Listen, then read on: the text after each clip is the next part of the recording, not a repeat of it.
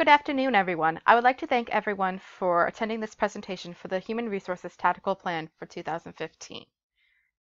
As you know, our Human Resources Department is made up of Aaron Juarez, who is our head of the department, Joanne, who's a full-time employee, and Dave, a part-time consulting attorney.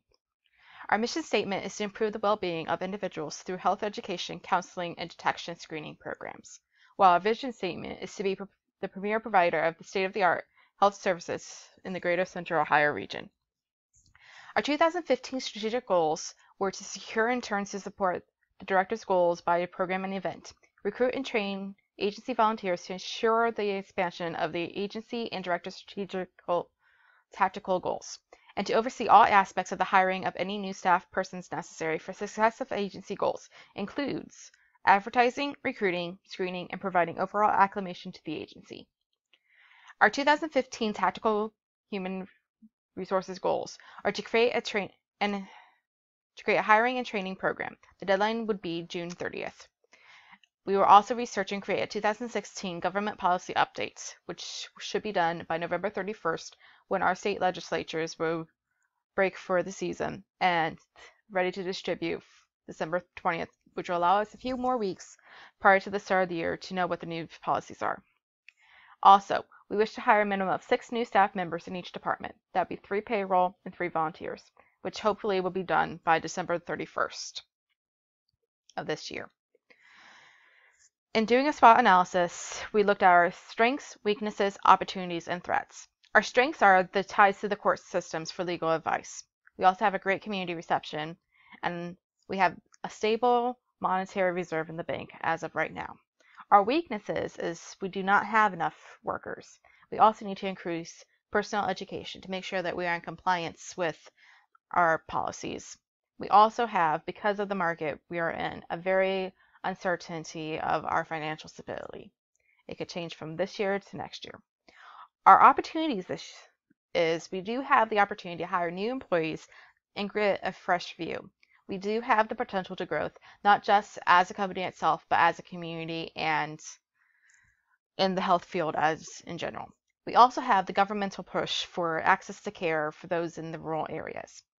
Our threats are the small town nonprofit health organizations that we do not work with that we could use because they do go out and have their own health screenings as well. We also have the changes in the state and federal policies because that's just the way our state legislature likes it. And we do have that difficulty with the access to care in the rural areas, which are mostly our underserved population. Because of that, our plan is to update the new hire packet and create a training packet as well. We also wish to obtain a list of department employment needs, making sure that everyone in our company is being helped. We will hold mass hiring events starting July, and that would hopefully get us up to the +6 numbers that we need for each department. And we need ongoing research and updates from the state and federal government legislature that we can provide to everyone as of December 20th. Our needs pretty much are driven because we do need more employees, and we do need to make sure we are giving that access to care to the underserved population. Also, we need to make sure that we are keep up with the compliance of our state legislatures. Our barriers would be the lack of education. Because the health field is growing and changing, we do need to make sure we are up to date with our education. We also have issues reaching to other departments because communication sometimes does have its issues. And we also need to make sure that we are networking and communication with those local nonprofit organizations so we can help each other instead of just combat against each other. Also, as I stated before, we do have that financial uncertainty with the markets.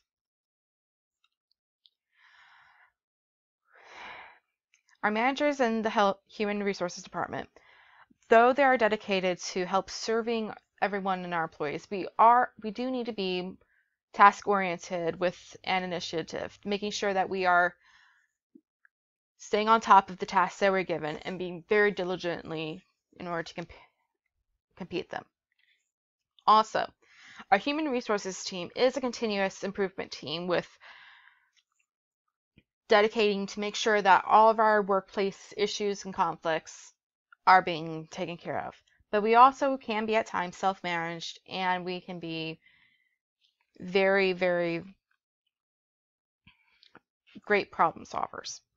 However, the Human Resources Department also needs to grow like all the other departments, and we wish to become more cross-functional to ensure that we have people from each of our departments come in and help us create our orientation packets, our training, understanding what we need to do for you.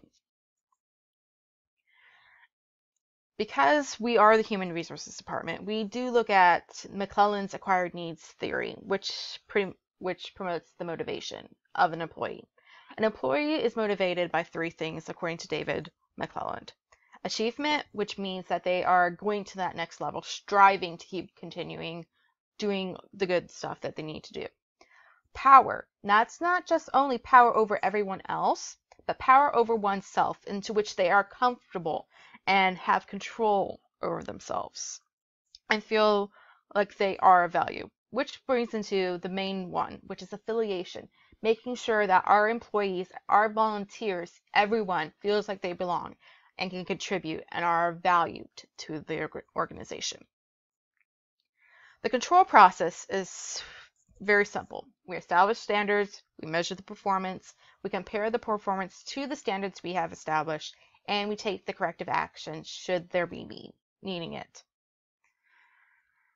In order to make sure we keep with that control process, we have our control measures. Each year I plan to hold annual informal employee appraisals that will include employee self-assessment to see where they think they're at versus what we think we are at, so we can contribute to each other and make sure that we are creating goals for the next year to grow more. We also have a balanced scorecard that we'll visit at the end of each quarter to make sure that we are staying on top of those goals. It's a quick overview, which is really great for the straightforward goals we have. And then, of course, at the end of the year, we'll be doing an employee audit. This is making sure that our procedures are in compliance to all the policies that we have to make sure we are following, that we are treating our employees fair, and that they feel that they are valued. And also, this is also to keep track of not only making sure are we bringing in new members, but are we keeping members? Because not only do we want to have more volunteers, more employees, and grow, we want to make sure that we are keeping our numbers pretty much as stable as we can be, just keeping and not losing people. So, what we see ourselves in the 6 months into our plan, pretty much, besides the fact that we will still continue to be hiring, we'll be having our hiring and training program ready to be fully utilized to make sure all the kinks of this program are ironed out for the most part. And from that, we will then start having our first mass hiring events to make sure that we are finding a group of people that we can work with for each department, because we're not just looking and focusing on one department only. We want to make sure we're including everyone. And of course, after that, we hope to have our first batch of new employees and volunteers that we can train and get oriented, and we can send out and we are comfortable with them. We can do that through not just our training, but also to make sure we have them with a mentor. Make sure that they really are learning what they need to learn. 1 year into the plan, December 31st, we hope to have +6 employment in each of our department at the end of the year through the employee audit. We want to make sure that we have prepared and distributed that government policy update for the upcoming year. We also want to receive the 2016 employment needs from each of the department, whether they feel like they need more employees or they need more training or they need something to make them that next level if they feel like they're lacking, or if they think they're fine. Having that is okay too. Also, we want to create a database of volunteers created. This includes our networking, our other organizations like the Community Alliance Club that focus on vision screen, that focus on helping get that access to care, as well as our group. Making sure we have that group of volunteers that we can go to and say, hey, we need you to work with us.